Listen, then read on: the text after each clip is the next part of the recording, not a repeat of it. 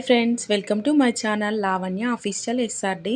నేను ఈరోజు egg curry చేస్తున్నానండి. దానికి కావాల్సినవి ఆనియన్స్, టమాటా, పచ్చిమిర్చి కట్ చేసుకున్నాను. ఇప్పుడు సరిపడా ఆయిల్ వేసుకొని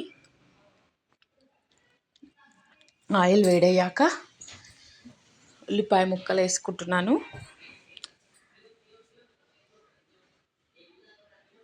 ఉల్లిపాయ ముక్కలు అలాగే 2-3 పచ్చిమిర్చి కూడా కట్ చేసి పెట్టుకున్నాను, అవి కూడా వేసుకుంటున్నాను.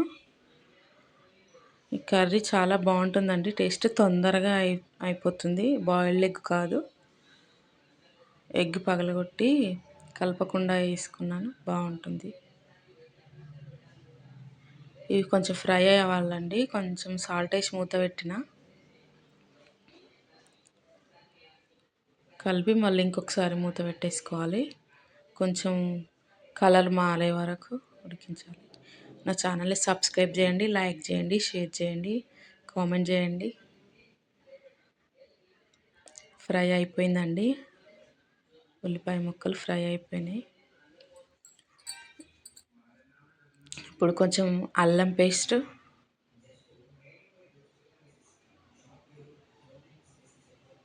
పసుపు వేసుకొని కలుపుకోవాలి.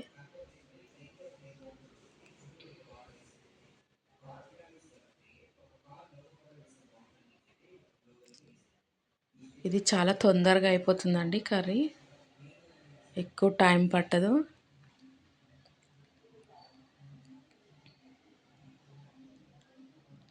ఈ ఫ్రై అయిపోయింది కదా, ఇప్పుడు మనము కట్ చేసి పెట్టుకున్న టమాటాలు ముక్కలు వేసుకుందాం. వేసి కలుపుకొని కొంచెం మూత పెట్టి మగ్గించుకోవాలి. ఇప్పుడు మనము కర్రీకి సరిపడు సాల్ట్,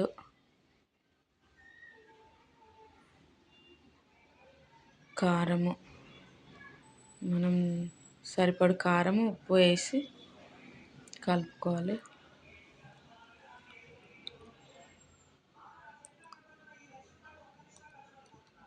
బాగా కలిపి మనము మళ్ళీ మూత పెట్టుకుంటే మగ్గిపోతుందండి. మగ్గిపోయినాయండి టమాటాలు. ఇప్పుడు మనం కర్రీకి సరిపడు వాటర్ వేసుకుందాం. మరీ ఎక్కువ కూడా వేయొద్దండి, మామూలుగా.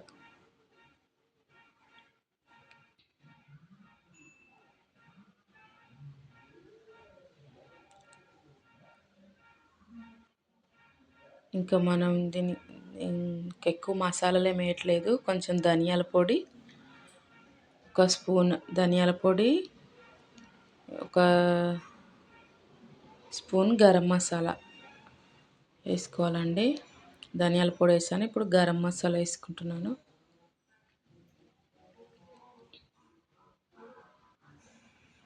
ఇవి 2 వేసుకొని కలిపి మూత పెట్టేసుకోవాలి.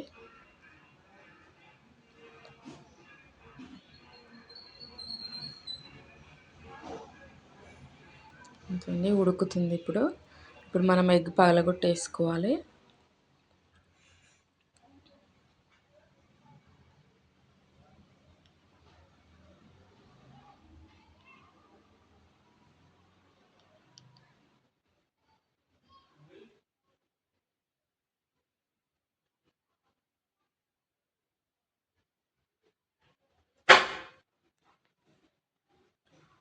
ఎగ్ పగలగొట్టిన తర్వాత కలపొద్దండి, అలాగే 2 నిమిషాలు మూత పెట్టి ఉంచాలి. ఇంతండి, 2 నిమిషాలు అయ్యాక ఇలా తయారవుతుంది. దీన్ని ఇంకో వైపు తిప్పేసుకోవాలి.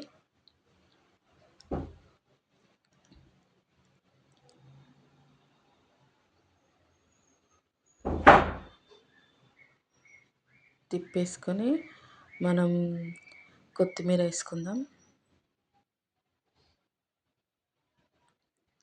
కొత్తిమీర వేసుకొని మూత పెట్టేసుకొని ఆ కర్రీ అంతా ఎగ్గుకు పడుతుందండి. మూత పెట్టేసుకొని ఇంకో 2 నిమిషాలు ఉంచితే ఆల్మోస్ట్ కర్రీ అయిపోయినట్టే. ఇంకో వైపు తిప్పుకుందాం. ఎగ్స్. అంతే అండి, చాలా టేస్టీగా ఉంటుంది కర్రీ. మీరు కూడా ట్రై ట్రై చేయండి, ఈజీగా తొందరగా అయిపోతుంది.